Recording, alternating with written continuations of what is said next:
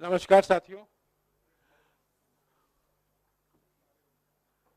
नमस्कार साथियों, अभी राहुल गांधी जी आपको संबोधित करेंगे।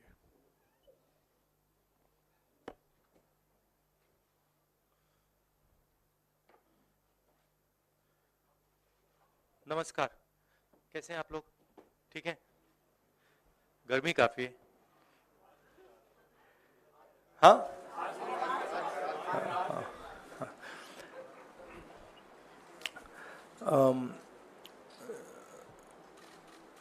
भारत छोड़ो न्याय यात्रा में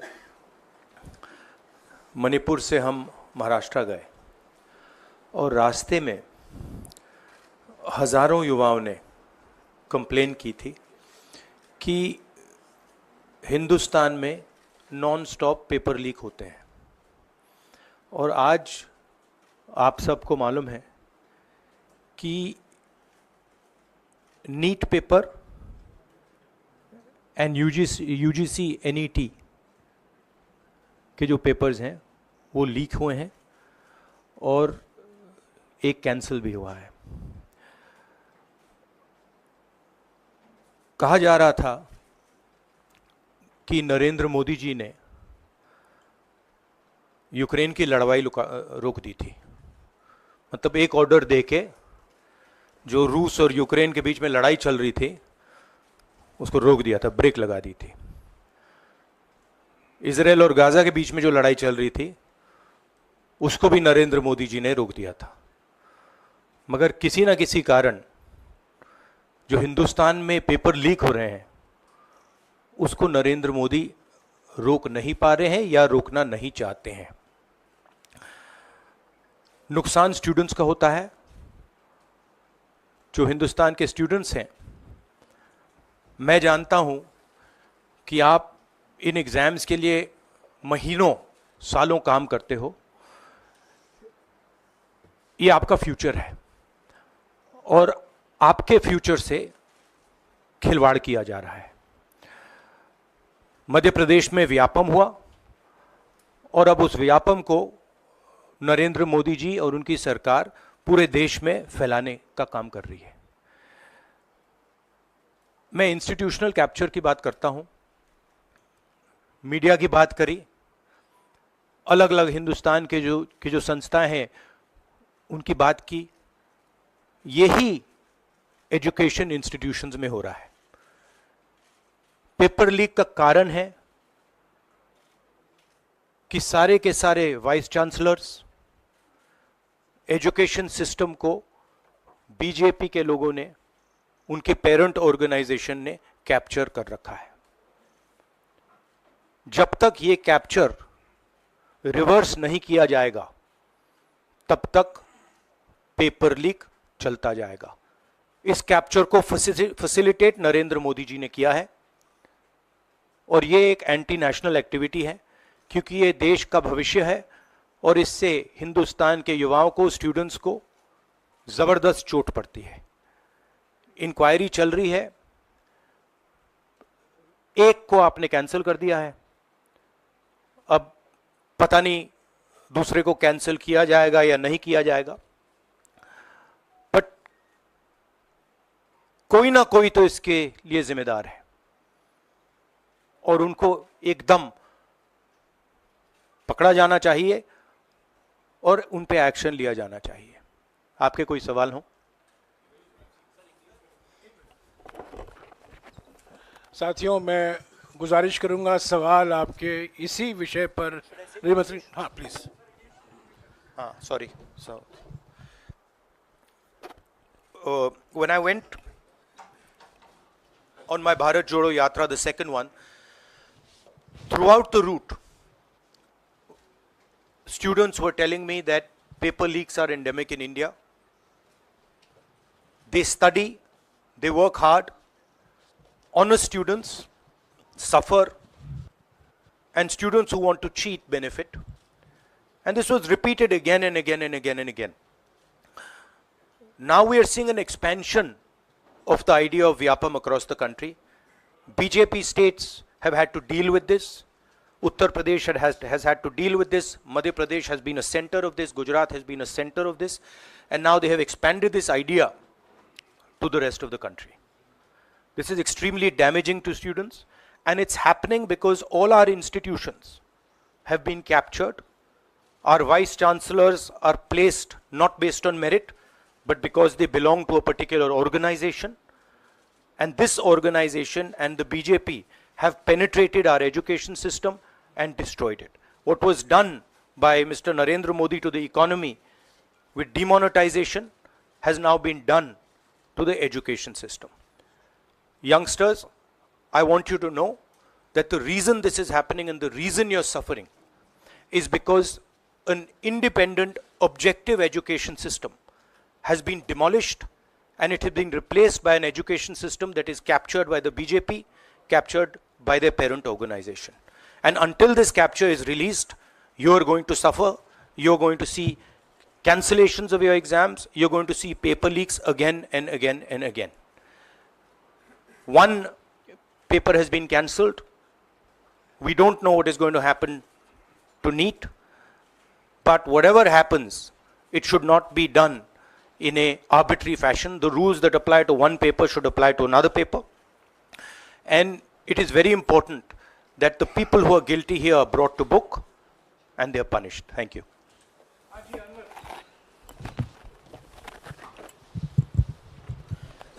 सर, सोमवार से संसद का सत्र शुरू हो रहा है, तो क्या आप निजी तौर पर लोकसभा में इस विषय को उठाएंगे और आप यह मांग करेंगे कि प्रधानमंत्री मोदी खुद सदन में आकर जवाब दें इस विषय पर, क्योंकि ये छात्रों के भविष्य से जुड़ा विषय है?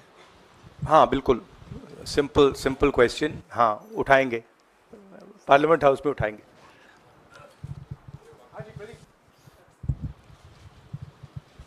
Thank you sir.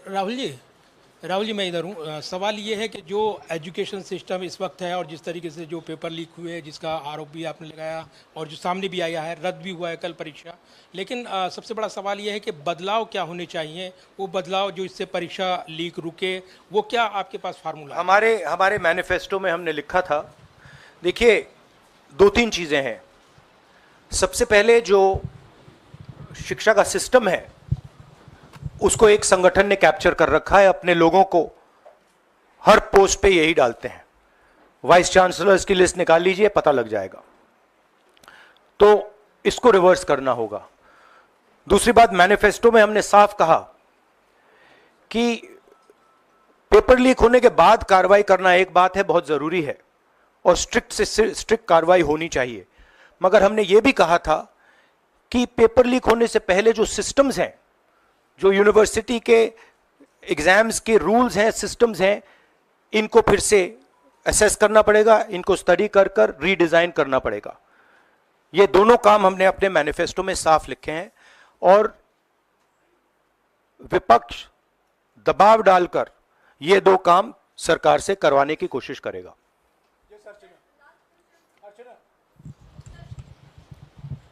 Rahul, do you think so? This is a education emergency, and till now, what is the stand? Government ने जितना भी stand लिया, do you satisfied with that stand? और सर मेरा दूसरा सवाल भी है, जिस तरीके से आप आज स्टूडेंट से मिल रहे हैं, आज let me answer the question. See, there is a huge pressure on our students, and the pressure comes from a number of directions. The first direction is the large scale unemployment that is there in the country. Everybody understands it, everybody knows it, and one of the reasons the government suffered in this election was that all youngsters believe that Mr. Modi is incapable of solving the employment problem. So that's the first thing. Second thing is there's huge pressure because of this, and there are very few avenues for students. In all areas, right? So you've cut off the job avenue. Now you're cutting off the exam avenue. You're saying, you can take an exam, you can study, you can work as hard as you want. On the last date, we're going to tell you that the exam is cancelled. So, that avenue is also shut. You've shut avenues like Agniveer. You've shut avenues like the public sector. So the youth of India have nowhere to go. It doesn't matter whether you're an IIT graduate, IIT student, or you're trying to join the army. The youngsters in India simply have no way through. And it's not just a educational crisis. It's a crisis in pretty much every sphere that we are facing. Now, before the elections, it was very clear that there was massive control of the media, massive control of the other institutions, so people were quiet. Now people are very clear that we're sitting on a disaster, and we've got a government that is crippled, cannot do the job. It's literally walking around on one leg, right? So, yes, it's a crisis. It's a profound national crisis. It's an economic crisis. It's an educational crisis. It's an institutional crisis. So, but I don't see any response. I don't even see the capability of a response, right? So, हाँ नहीं, 1 second. Bihar का भैया हमने कहा है कि inquiry होनी चाहिए, और जो भी जिन्होंने भी पेपर लीक कराया है उनके खिलाफ कार्रवाई होनी चाहिए।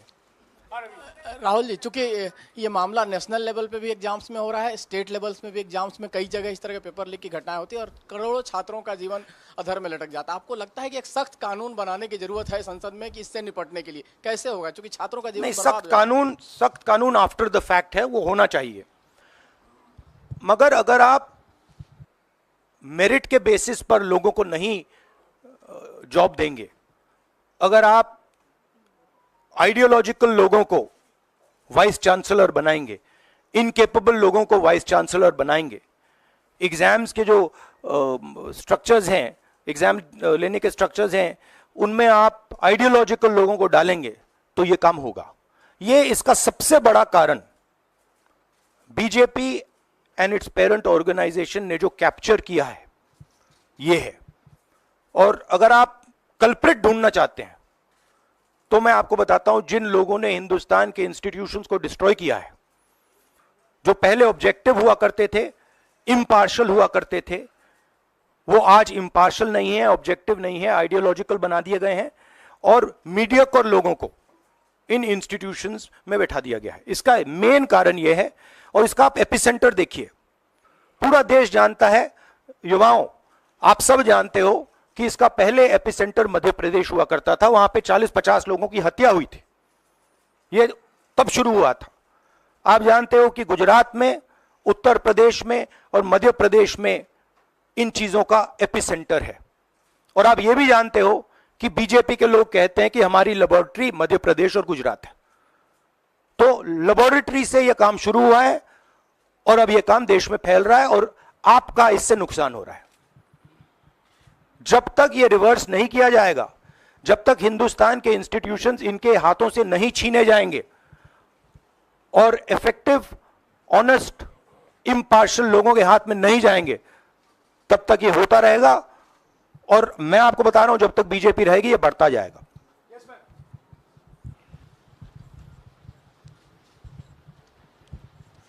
सर, एनटीए के अंदर सारे एग्ज़ाम्स आने लग गए हैं, नीट भी, नेट भी, और इवन कॉलेज एडमिशन्स भी उसी पे हो रहे हैं। तो आपको लग रहा है ट्रांसपेरेंसी कहीं ना कहीं वहीं ख़त्म हो जा रही है, क्योंकि वो एक एजेंसी जो है वही सारा कंडक्ट करा रही है। तो आपने पार्लियामेंट में इस मुद्दे को उठाने को सोचा है कि एनटीए को कहीं ख़त्म करने की ज़रूरत है या बदलाव करने की ज़रूरत है? नहीं, देखिए, अगर हिंदुस्तान में बहुत सारे ऑनेस्ट लोग हैं, बहुत सारे ऑब्जेक्टिव लोग हैं, अगर ऑब्जेक्टिव लोगों को, ऑनेस्ट लोगों को आप ये काम दोगे, पेपर लीक नहीं होगा।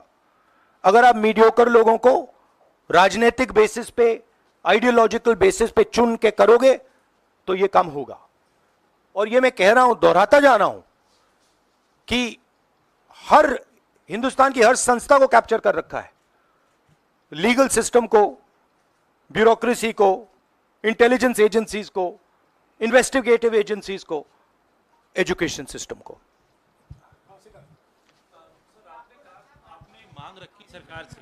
आपने अपनी मांगे रखी हैं सरकार से, लेकिन सरकार के पक्ष पहले ही सामने आ गया। एनटीए को जो एनटीए है एजेंसी, उसको क्लीन चिट एक तरीके से एचआरडी मिनिस्टर ने पहले ही दे दी है। तो सरकार का तो कहीं ना कहीं पक्ष साफ दिखाई देता है। आगे आप लोग कैसे जाएंगे इसको? उनकी क्रेडिबिलिटी इन बातों में है ही नहीं। वो क्लीन चिट दें, उसका कोई मतलब ही नहीं है। उनकी जीरो क्रेडिबिलिटी है। सब लोग जानते हैं कि एपिसेंटर मध्य प्रदेश, गुजरात एंड उत्तर प्रदेश। सबसे ज्यादा मेरी यात्राओं में सबसे ज्यादा पेपर लीक की बात यहीं आई थी, उत्तर प्रदेश में आई थी, मध्य प्रदेश में आई थी।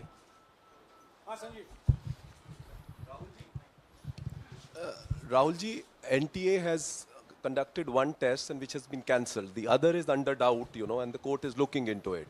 Would you say that the agency like NTA is incapable of conducting such examinations, because two main examinations, and I want it to be disbanded or something? No, I would say that if you let people who know how to run these things and you promote people based on merit, there are multiple ways in which you can do exams successfully. If on the other hand, you are constantly posting people who are mediocre, who do not have the skills to do these jobs, and you're posting them simply because they come from your same ideology, no system is going to work. You can change whatever system you want. If the people who are being put into that system are mediocre and being put in for the wrong reasons, it is never going to work.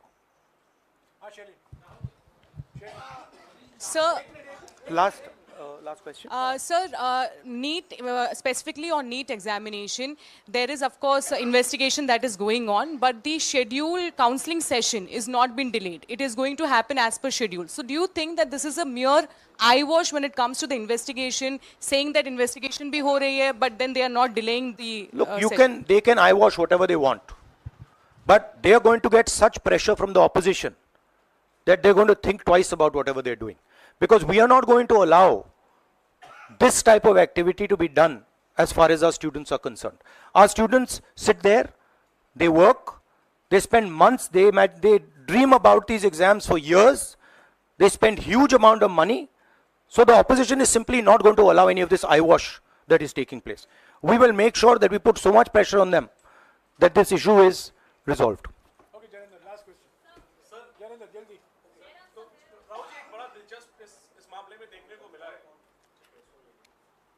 तो इसी विषय पर इस मामले में एक अजीब स्थिति है कि जो आरोपी हैं पटना में, वो स्वीकार कर रहे हैं कि उनको पेपर पहले मिल गया था, यानी सीधे सीधे पेपर लीक का केस है, और सरकार की तरफ से पहले तो क्लीन चिट दे दी गई, पेपर लीक से इनकार कर दिया गया, और अब बिल्कुल रेडियो साइलेंस है। नेट कैंसिल हो गया, नीट पर अभी भी स्थिति साफ नहीं है। तो ये जो स्थिति है, आरोपी कह रहे हैं पेपर लीक हुआ, मंत्री कह रहे हैं नहीं हुआ, इस पर आप क्या सोचते हैं? और नो कॉन्फिडेंस मोशन पार्लियामेंट में आप लोग लाने की कोशिश करेंगे? Silence is because Prime Minister is crippled. Right now, Prime Minister's main agenda is the Speaker. So he's not bothered about NEET, he's not bothered about all these things. He's bothered about कि भैया मेरी सरकार निकल जाए यहाँ से और मेरा speaker बन जाए. Right? That is where he is right now. That's where his mind is. Right? So, essentially the main thing is that we have a government now, right, and a Prime Minister now, who will find it very difficult to function. The Prime Minister, if I might say so, is psychologically broken. He has collapsed, psychologically collapsed. And he will struggle, knowing his personality, he will struggle to run a government like this. Because his entire sense of running a government, the idea of running a government, Mr. Modi's idea is to generate fear in people, to frighten people, to make people not speak. You're aware of that. Now what has happened is people are not scared of him. And you saw the other day, I think somebody in Varanasi itself threw a chappal on his car. Right? So it's very clear. The basic concept of Modi has been destroyed in this election. If we were faced with if right now you had a Vajpayee ji or a Manmohan Singh ji, they might be able to survive what they are faced with. Because there is humility, there is conciliation, there is respect. But Narendra Modi does not believe in any of these things. Narendra Modi believes my way or the highway. And now suddenly is found that earlier there were Congress people who were not scared of him. Now nobody in the country is scared of him. Right? So psychologically it's almost a fatal blow for the Prime Minister. And he's going to really struggle.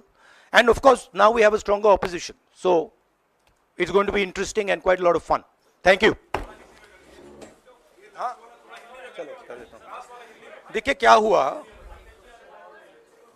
आपने जो नरेंद्र मोदी जी की का जो concept था और वो गुजरात में शुरू हुआ था, गुजरात से वो गुजरात मॉडल फिर वो नेशनल लेवल पे लाए। कॉन्सेप्ट क्या था? कॉन्सेप्ट था मार्केटिंग, हजारों करोड़ रुपए की मार्केटिंग और डर, एजेंसी का डर, मीडिया का डर, सरकार का डर। अब हुआ क्या? अब देश में कोई उनसे डरता ही नहीं है।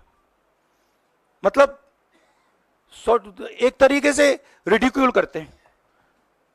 जो पहले 56 इंच की छाती थी, अब नंबर तो नहीं दे सकता हूं, बट 30-32 हो गई है, राइट? तो अब पूरा जो ढांचा था, इतना बड़ा गुब्बारा था, वो इतना बड़ा हो गया। अब इससे नरेंद्र मोदी जी को साइकोलॉजिकल बहुत टेंशन होगा, बहुत प्रॉब्लम होगी, क्योंकि उनका जो काम करने का तरीका है वो लोगों को डराने का है, धमकाने का है। अब वो डर चला गया। आपने देखा, पता नहीं देखा या नहीं, वाराणसी में वो चप्पल मार दी किसी ने। अब आप इमेजिन कीजिए, चुनाव से पहले अगर कोई मारना भी चाहता था डरता, तो वो जो डर था वो गायब हो गया, खत्म हो गया। और इंटरनल भी प्रॉब्लम्स हैं, इनकी पार्टी में प्रॉब्लम्स हैं, इनके पेरेंट ऑर्गेनाइजेशन में इश्यूज हैं। तो मेरा कहना है कि जो नरेंद्र मोदी का जो कॉन्सेप्ट था उसको ऑपोजिशन ने डिमोलिश कर दिया, खत्म कर दिया है। उसको आप 56 इंच की छाती कहें, उसको आप डर कहें, उसको आप मतलब जो बिग नरेंद्र मोदी जी की जो इमेज थी उसको फाड़ दिया हमने। अब अगर वाजपेयी जैसे लीडर होते जो जिनमें ह्यूमिलिटी थी, मनमोहन सिंह जी जैसे जिनमें ह्यूमिलिटी थी, लोगों की रिस्पेक्ट करते थे, बात सुनते थे, ऐसी सिचुएशन वो काम निकाल सकते थे। मगर ये नरेंद्र मोदी जी की स्टाइल ही नहीं है। नरेंद्र मोदी जी मतलब किसी की सुन नहीं सकते, बिना फोर्स काम नहीं कर सकते। तो ये अब मामला है। और दूसरी बात, बहुत मजबूत ऑपोजिशन है, तो काफी मतलब इंटरेस्टिंग समय है। Thank you.